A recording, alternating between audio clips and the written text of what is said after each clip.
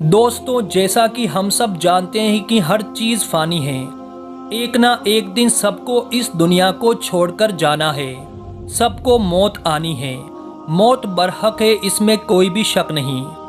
आज की इस वीडियो में हम बात करेंगे कब्र के पहले 24 घंटों के बारे में, यानी इंसान को दफनाने के बाद पहले 24 घंटों में उसके साथ क्या होता है।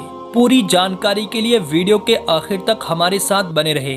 दोस्तों, हुजूर सल्लल्लाहु तआला अलैहि वसल्लम ने हमें बताया है कि कब्र में दाखिल होने के बाद सबसे पहले हमारे साथ क्या होगा। वो लम्हा बेहद सख्त होगा कि जब इंसान को कब्र में दफना दिया जाएगा और वो इंसान की ज़िंदगी की मुश्किल तरीन रातों में से एक रात होती है। इसके बारे में हज़रत अली रज़ी अल्लाह तआला अन्हु इरशाद फरमाते हैं कि मैंने आप सल्लल्लाहु तआला अलैहि वसल्लम से सुना, कब्र की पहली रात इंसान की मुश्किल तरीन रातों में से एक रात है कि जब इंसान इस दुनिया से कूच कर जाता है और लोग उसे दफनाकर छोड़कर चले जाते हैं। बस वो इंसान रोता रहता है और वो शख्स अपने दोस्त अहबाब को रोकने की कोशिश भी करता है, लेकिन सब उसे छोड़कर चले जाते हैं। वो चिल्लाता रहता है कि मुझे छोड़कर ना जाओ, लेकिन उसकी आवाज़ कोई नहीं सुनता। और ये वो जगह है जहाँ हर शख्स अकेला रह जाता है। चुनांचे हज़रत बरा बिन आज़िब रज़ी अल्लाह तआला अन्हु रिवायत फरमाते हैं कि एक दिन हम अल्लाह के रसूल सल्लल्लाहु तआला अलैहि वसल्लम के साथ एक अंसारी के जनाजे में कब्रिस्तान गए। जब कब्र पर पहुँचे तो देखा कि अभी कब्र नहीं बनाई जा सकी है। इस वजह से नबी अकरम सल्लल्लाहु तआला अलैहि वसल्लम बैठ गए और हम भी आपके आसपास अदब के साथ इस तरह बैठ गए कि जैसे हमारे सरों पर परिंदे बैठे हैं, यानी इस तरह खामोश दम सादे बैठ गए कि जैसे हम में कोई हरकत ही नहीं रही। अल्लाह के प्यारे हबीब, हमारे और आपके प्यारे आका हुजूर अकरम सल्लल्लाहु तआला अलैहि वसल्लम के मुबारक हाथ में एक लकड़ी थी जिससे आप ज़मीन खोद रहे थे। आपने सर मुबारक उठाकर फरमाया कि कब्र के अजाब से पनाह मांगो। 2 या 3 बार यही फरमाया।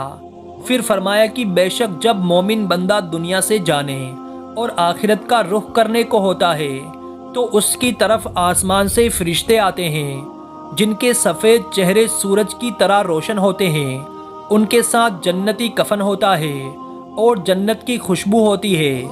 ये फरिश्ते इतने होते हैं कि जहाँ तक इनकी नज़र पहुँचे वहाँ तक बैठ जाते हैं। फिर हज़रत मलकुल मौत अलैहिस्सलाम तशरीफ़ लाते हैं, यहाँ तक कि उसके पास बैठ जाते हैं और फरमाते हैं कि ए पाक रूह, अल्लाह की मगफिरत और उसकी रज़ामंदी की तरफ निकल कर चल।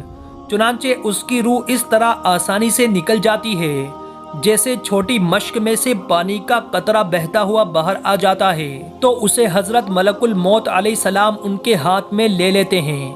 उनके हाथ में लेते ही दूसरे फरिश्ते जो दूर तक बैठे होते हैं पल भर भी उनके हाथ में नहीं छोड़ते, यहाँ तक कि उसे लेकर उसी कफन और खुशबू में रखकर आसमान की तरफ चल देते हैं। इस खुशबू के बारे में इरशाद फरमाया कि ज़मीन पर जो कोई भी अच्छी से अच्छी खुशबू मुश्क की पाई जाती है उस जैसी वो खुशबू होती है। फिर फरमाया कि उस रूह को लेकर फरिश्ते आसमान की तरफ चढ़ने लगते हैं और फरिश्तों की जिस टोली पर भी उनका गुजर होता है वो कहते हैं कि ये कौन पाक रूह है। वो उसका अच्छे से अच्छा नाम लेकर जवाब देते हैं जिसे दुनिया में उसे बुलाया जाता था कि फुला का बेटा फुला है। इसी तरह पहले आसमान तक पहुंचते हैं और आसमान का दरवाज़ा खुलवाते हैं। चुनांचे दरवाजे खोल दिए जाते हैं और वो इस रूह को लेकर ऊपर चले जाते हैं, यहाँ तक कि 7वें आसमान तक पहुँच जाते हैं।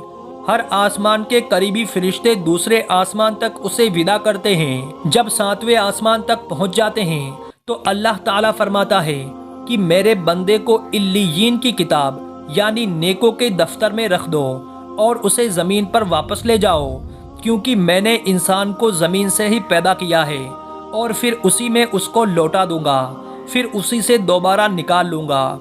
चुनांचे उसकी रूह उसके जिस्म में वापस कर दी जाती है। इसके बाद 2 फरिश्ते उसके पास आते हैं जो आकर उसे बिठाते हैं और उससे सवाल करते हैं कि तेरा रब कौन है। वो जवाब देता है कि मेरा रब अल्लाह है। फिर उससे पूछते हैं कि तेरा दीन क्या है। وہ جواب دیتا ہے کہ میرا دین اسلام ہے۔ پھر اسے پوچھتے ہیں کہ یہ کون سا ہمارے اندر بھیجے گئے؟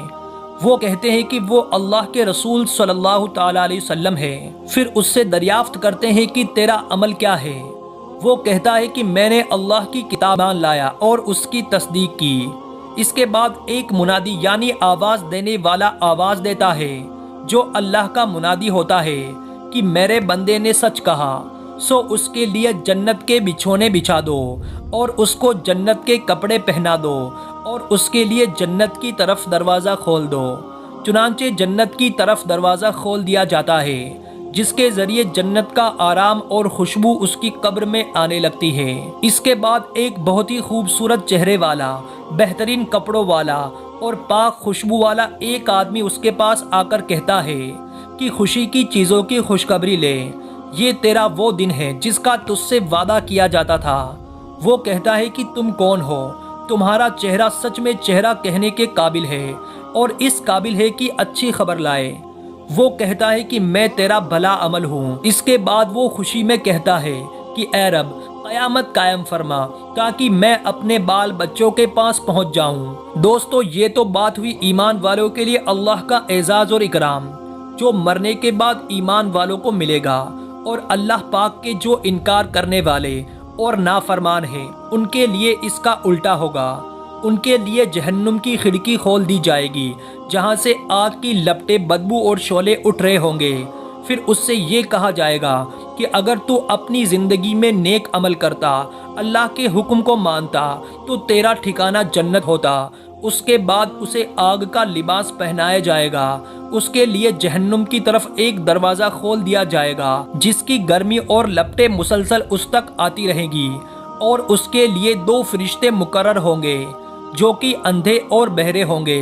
ان کے پاس لوہے کا ایک ہتھوڑا ہوگا کہ اگر اس ہتھوڑے کو پہاڑ پر مارا جائے تو وہ پہاڑ خاک ہو جائے، اور وہ دونوں فرشتے اس ہتھوڑے سے اس مردے کو مسلسل مارتے رہیں گے۔ پھر اس کے بعد جب اس کی روح کو آسمان کی طرف بھیجا جائے گا تو پہلے ہی آسمان پر اسے روک دیا جائے گا، جیسے کہ قرآن کریم میں اللہ تعالیٰ فرماتا ہے کہ جن لوگوں نے ہماری آیتوں کو جھٹلایا، ان کو سچ نہ مانا، تو ان کے لیے نہ تو آسمان کے دروازے کھولے جائیں گے اور نہ ہی وہ جنت میں داخل ہوں گے، یہاں تک کہ اونٹ سوئی کے ناکے میں سے نہ نکل جائے۔ اور گنہگاروں کو ہم ایسی ہی سزا دیا کرتے ہیں۔ حضور صلی اللہ تعالی علیہ وآلہ وسلم نے ارشاد فرمایا کہ اے لوگو، اپنی موت کو یاد کیا کرو، اللہ سے ڈرتے رہا کرو۔ لیکن ذرا سوچئے، آج ہم سب غفلت بری زندگی گزار رہے ہیں، اللہ کے حکم کی نافرمانی کر رہے ہیں، اور اس بات سے بے خبر ہیں کہ ملک الموت ہمارے پیچھے ہیں، ہمیں بھی اللہ کی طرف ہی لوٹ کر جانا ہے۔ اس لیے دوستو، ہمیں چاہیے کہ اللہ سے سچی توبہ کرے، اچھے عمل کرے، لوگوں کے ساتھ بھلائی کا معاملہ کرے اور اپنی زندگی کو اللہ کے حکم کے مطابق گزارے، تاکہ اللہ ہم سب سے راضی ہو جائے اور ہم سب کے لیے بھی جنت کی کھڑکی کھول دے اور جہنم کو ہم سب پر حرام کر دے۔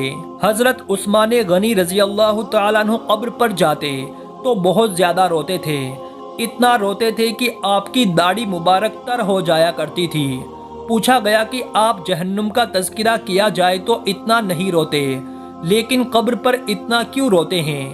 آپ نے جواب فرمایا، قبر آخرت کی منزلوں میں سے پہلی منزل ہے، اگر بندہ اس سے نجات پا گیا تو اس کے بعد کی منزلیں آسان ہیں۔ اللہ تعالی ہمیں قبر حشر کی تیاری کرنے اور ہمیں کہنے سننے سے زیادہ عمل کی توفیق عطا فرمائے۔